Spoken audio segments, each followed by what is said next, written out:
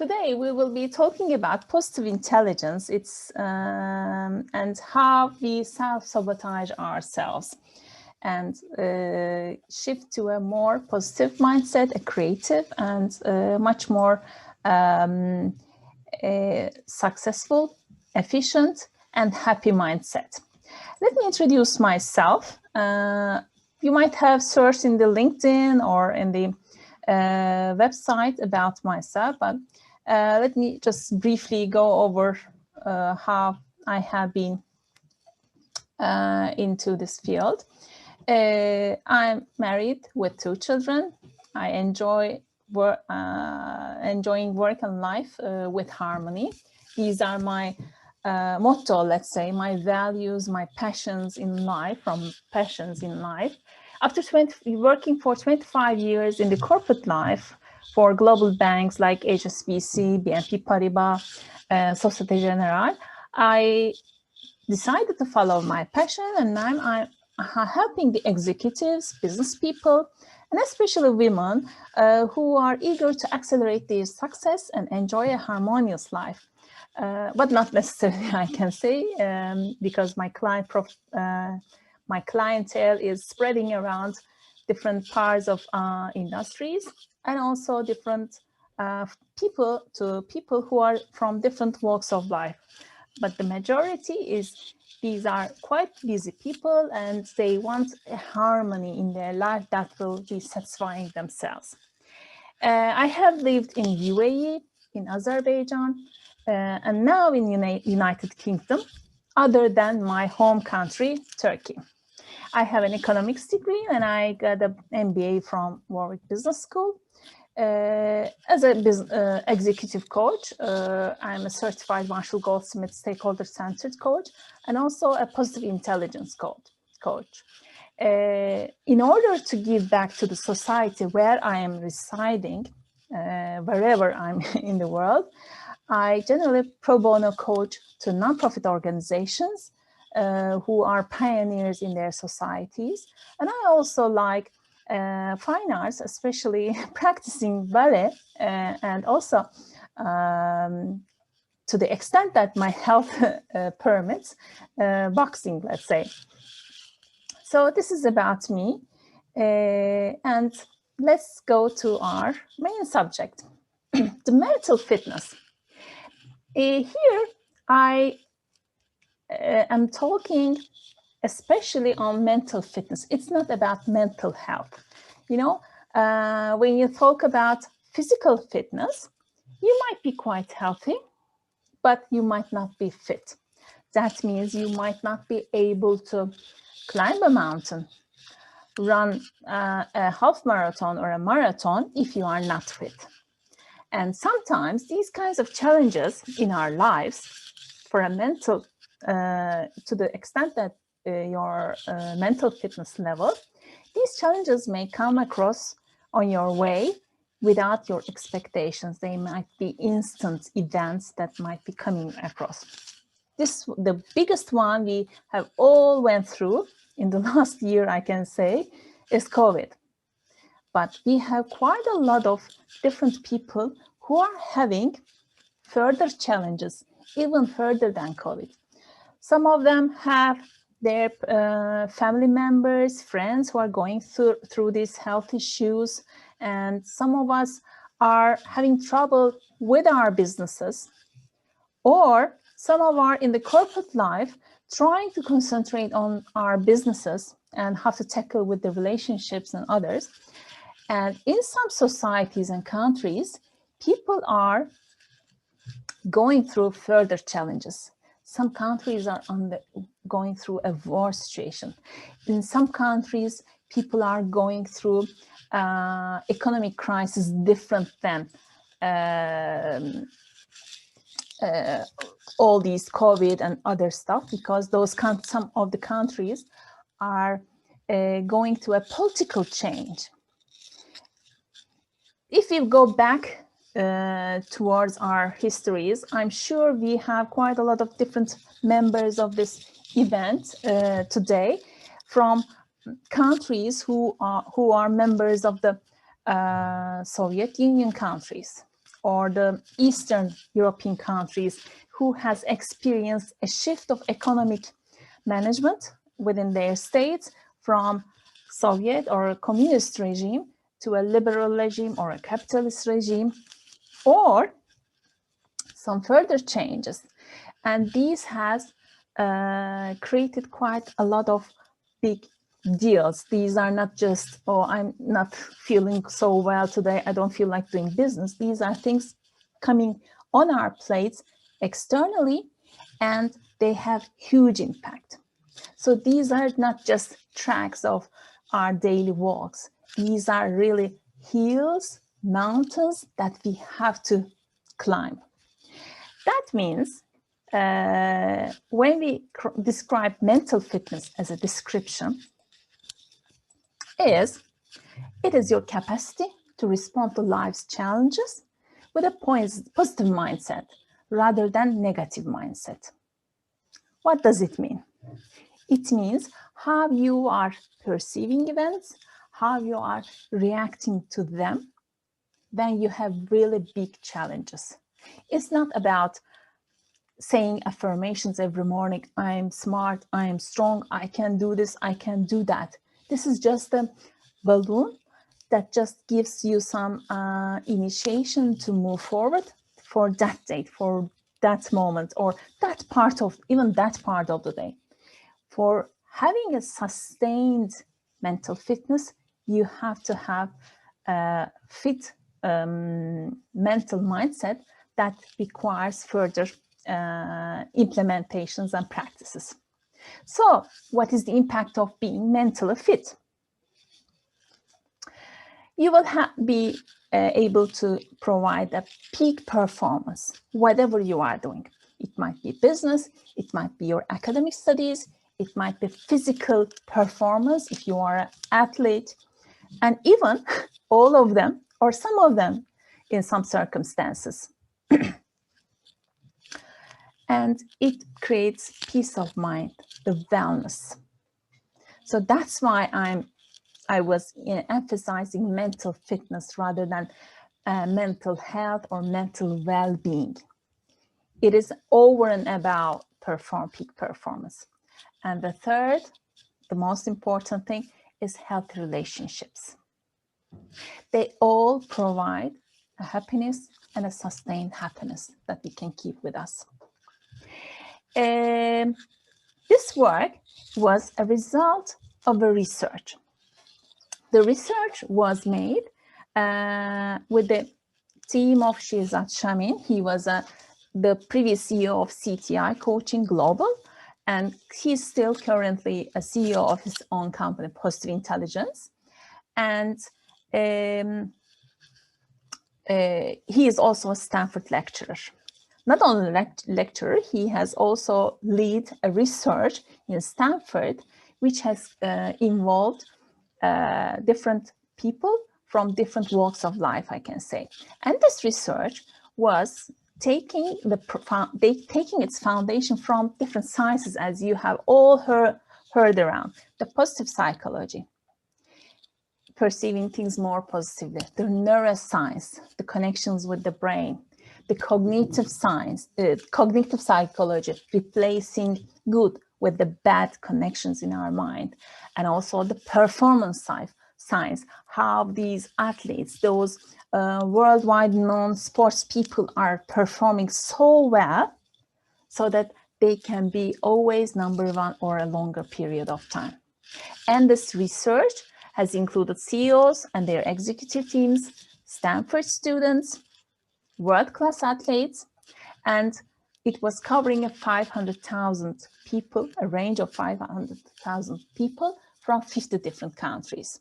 So you can say that it was not limited to a North American practice, let's say, North American lifestyle. It was covering from all different countries. So we can say it's a multicultural research.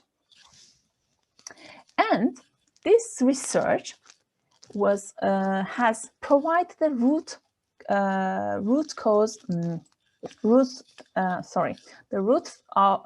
of all the events. It's called the factor analysis.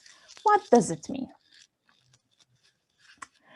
In the nature, there are 3 core colors in order to paint a beautiful painting or your masterpiece. You just need yellow, blue, and red, and mix them in to different extents to create the colors you will be needing to different arrays of blue, purple, green, whatever you want. So at the base, it has only 3 colors. So according to this research, there are 3 factors in order to be mentally fit. So that means you have to work on 3 muscles, 3 core muscles to have your mental fitness at a higher level. The first one is Saboteur Interceptor. What your saboteur, to know and to catch the saboteurs you are in control of.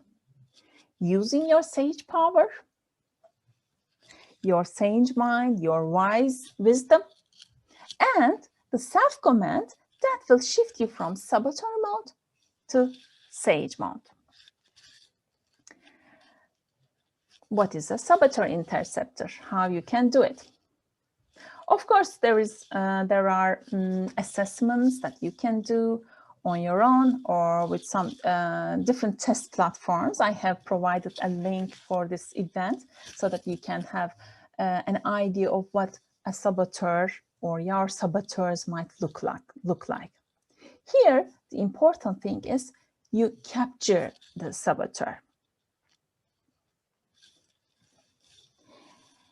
What is a saboteur and sage? All you might have heard about it. Our mind is, our brain is 2 different organs working together. It's not only one organ. So one part, the left-hand side of our brain, is our, you might say, logical, the rational, the calculations, your experiences that takes you a result that you are expecting to have. But it also keeps the saboteurs we have captured when we were so young, in our early times, or when we were working in the office or at school, let's say. And the sage part is on the right-hand side. That is our wisdom we have gained, we have learned, we have developed by coming of the years. And saboteurs, we call, according to this research, we have 10 saboteurs, 10 different types of saboteurs, that's all. And we have 5 sage powers. And what are those saboteurs look like? They generally have, a motivation for you. That is fear, stress, anger, guilt, shame, insecurity. Why do we call them like? Because they are pushing us to a result that we would like to achieve. And they may provide success because of fear of losing our job, or because of the stress that we have so many things in our plate, so that we can do things very quickly and achieve what we want, but do not understand what's going on in the backhand. And the anger, sometimes guilt, in order not to be guilty of something we do. It's a push effect from our saboteurs. And it provides success, but not happiness, or unsustainable happiness, let's say. And the sage part has 5 different powers, which we call them empathy, innovation, activation, and others. And they motivate you through more positive feelings like empathy, curiosity, creativity. Here, although they are both called as motivators, motivation, sage powers are pulling you to the result that you would like to achieve, rather than the saboteurs are pushing you to a result that you would like to achieve.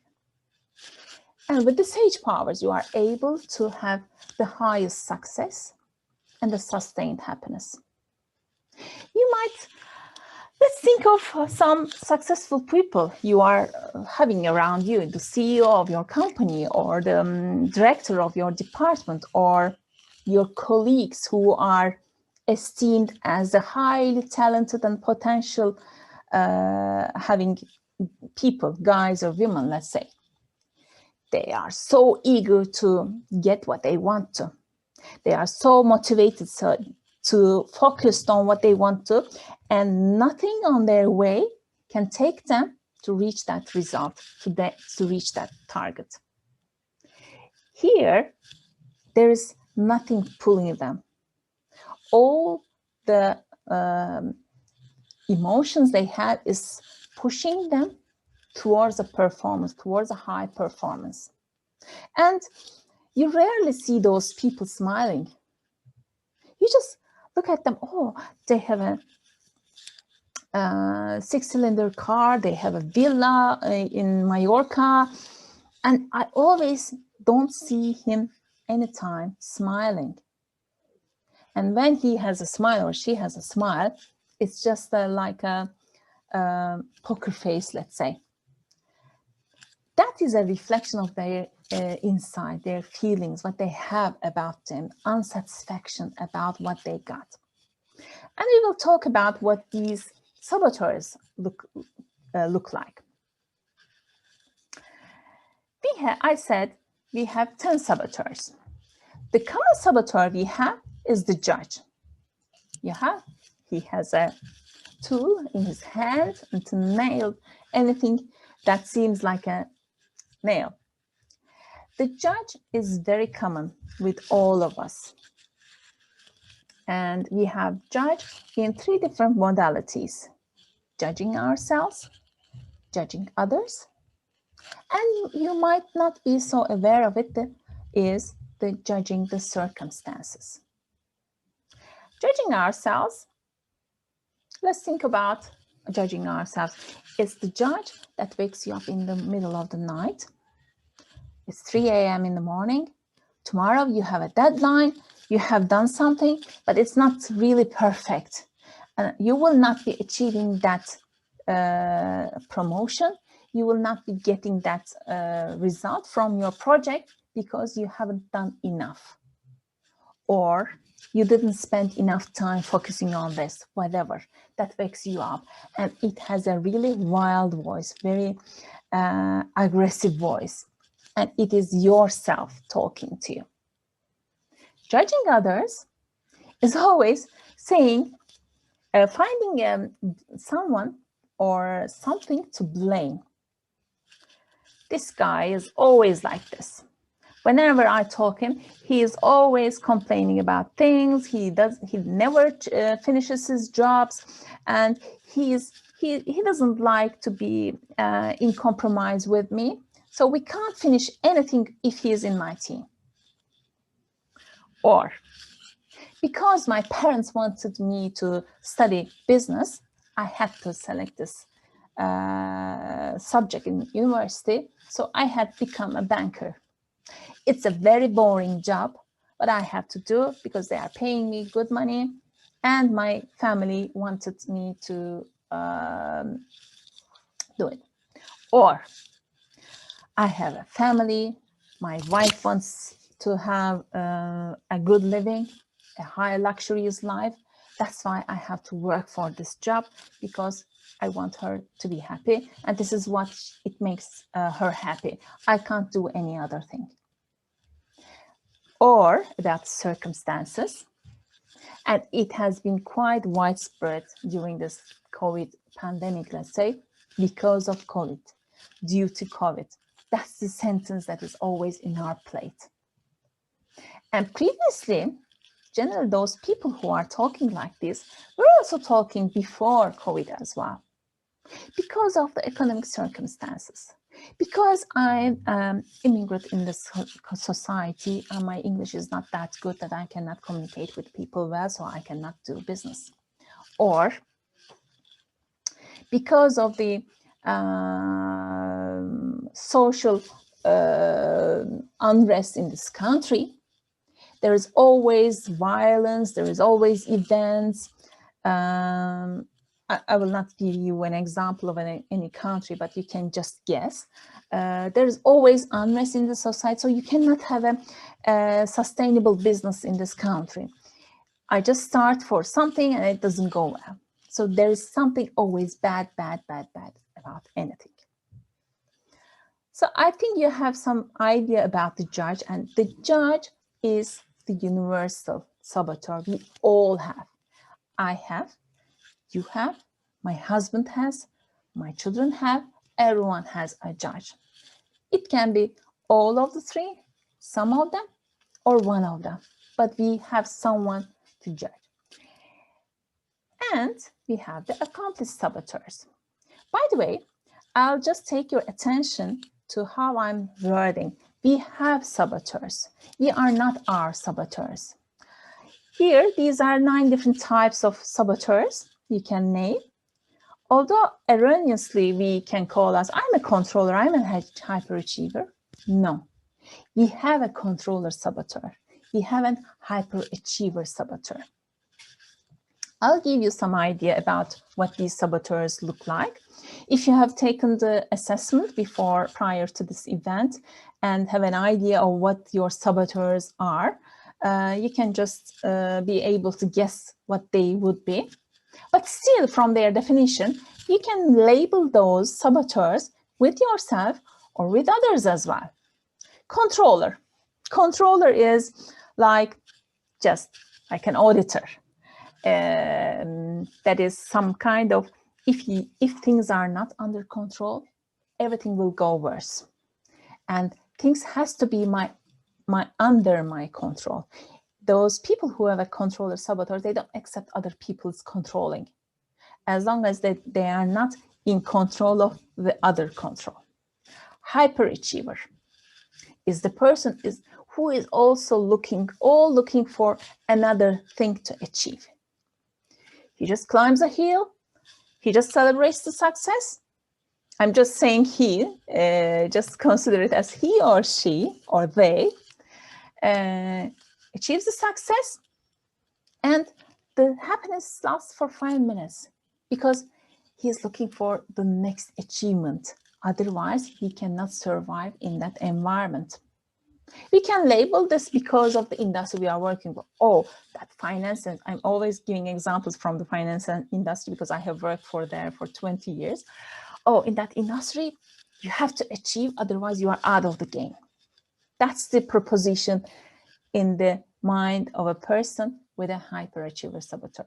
The restless, especially the events are on Zoom, Teams, webinars, online platform, especially in the last 6, 8, or 9 months, let's say, we have all become having restless saboteurs. Restless is enjoying being part of all of the types of events, because there is that's the feeling of missing out, fear of missing out. FOMO is a restless saboteur fear, because the thing you are doing is not enough for what you want to achieve, or you have exaggerated what you will be getting from that event.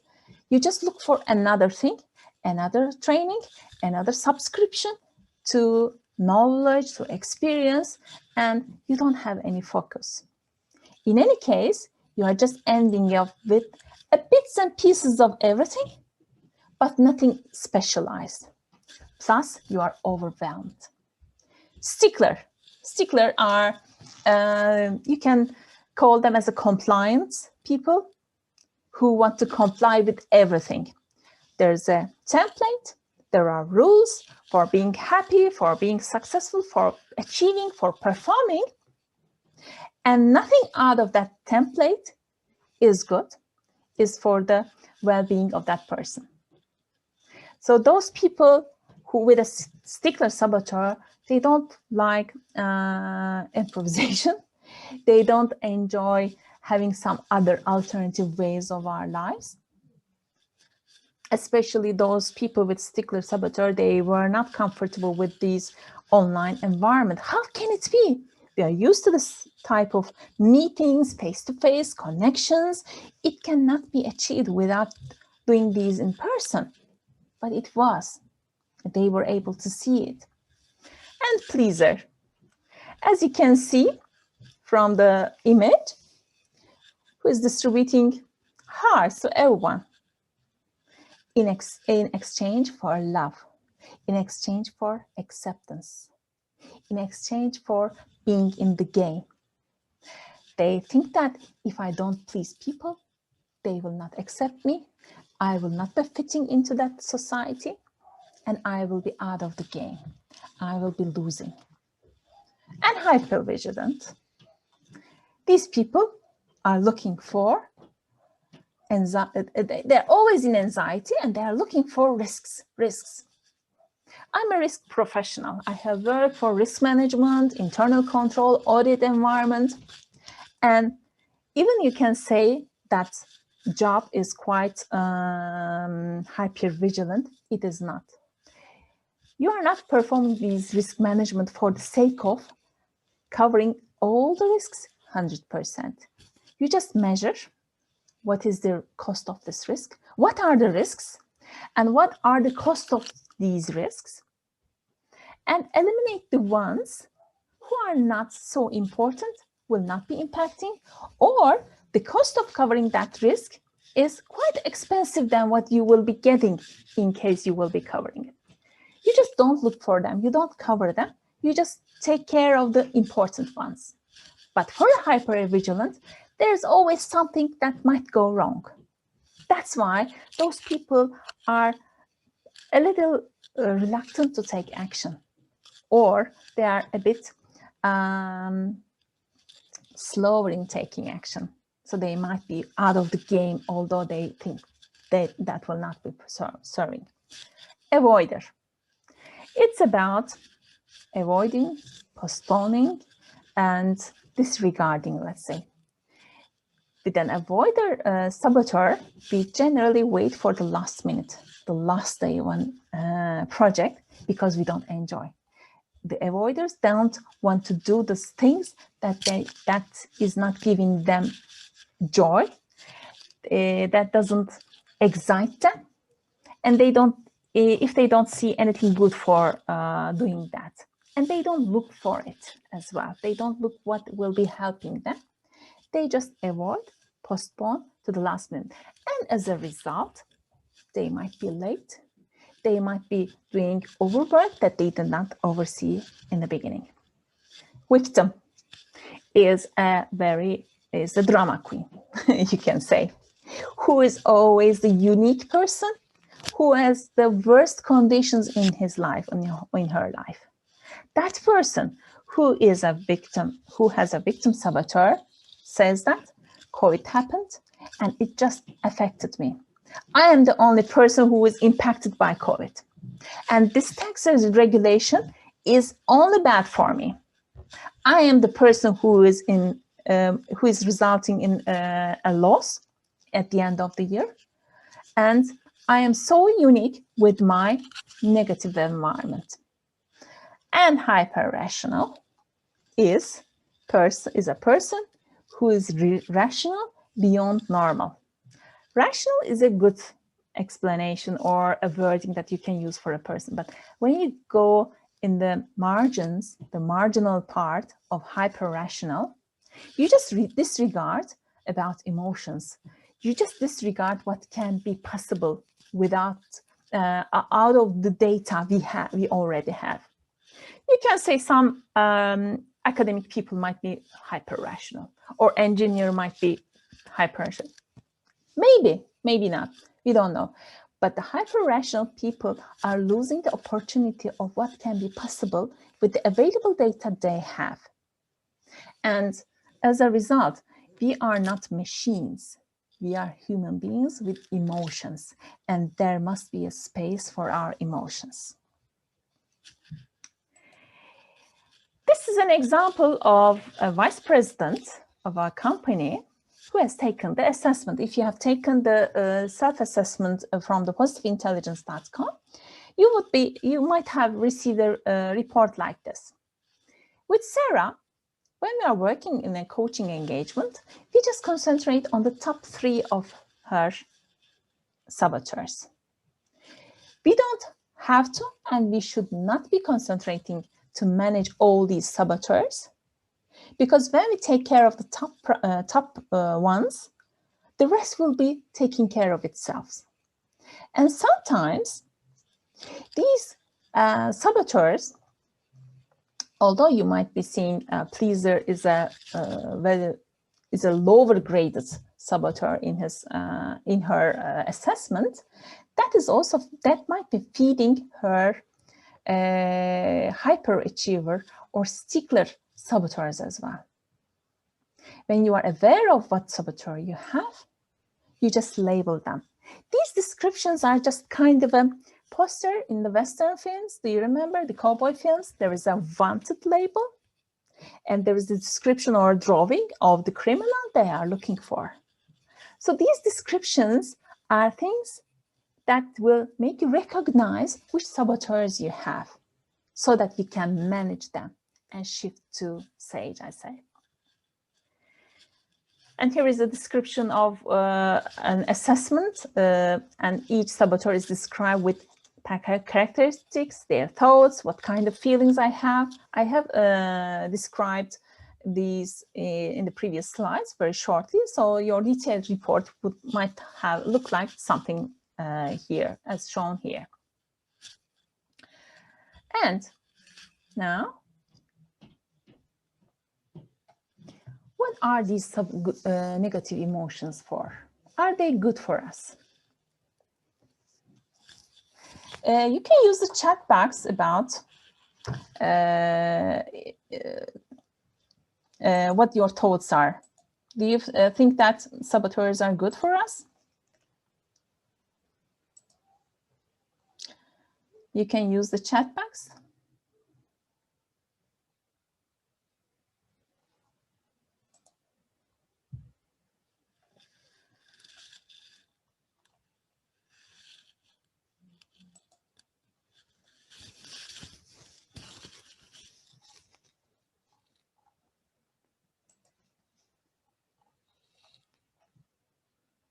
Oops. There you go.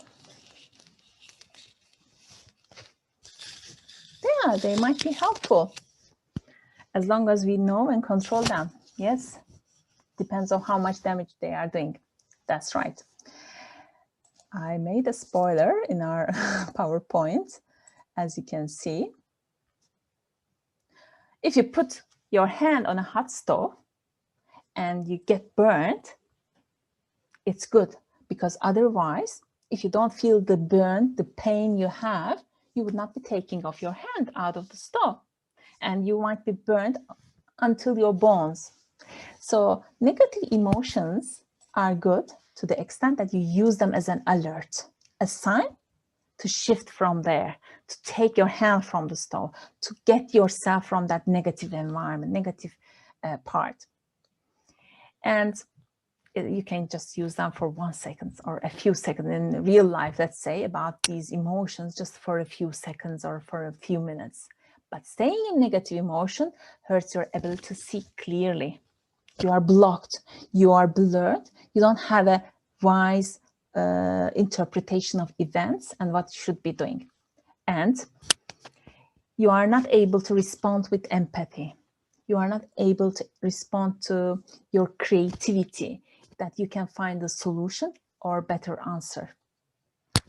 And you don't have focus on what you are doing. And eventually, negative emotions are our saboteurs.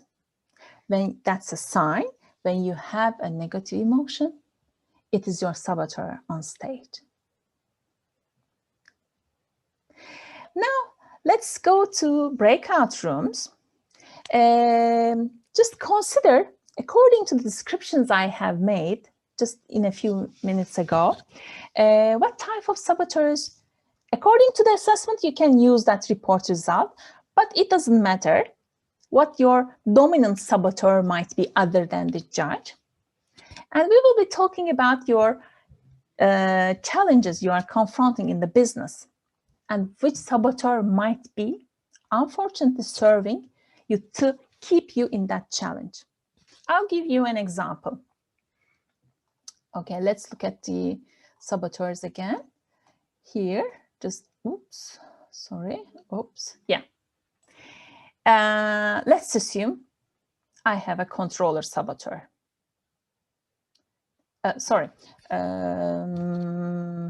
Yes, let's assume I have a hyper-rational saboteur. That means I'm a person who has just established in a new country. I just moved to UK. Okay, I'm an English-speaking person, but I'm not a native speaker, and it's the first time I'm doing business in UK. So until I become fully competent in my English, in my business knowledge, on people what I know here, and unless I have 100 people in my network of business, I should not be doing business. I should not be getting in touch with people. I should not be joining networking events. I should not be talking about myself. So what is my challenge? I'm having trouble creating a business environment that I can work comfortably, that I can share and exchange ideas with them. So what can it be? My hyper-rational is unfortunately keeping me stuck in that challenge that I'm going.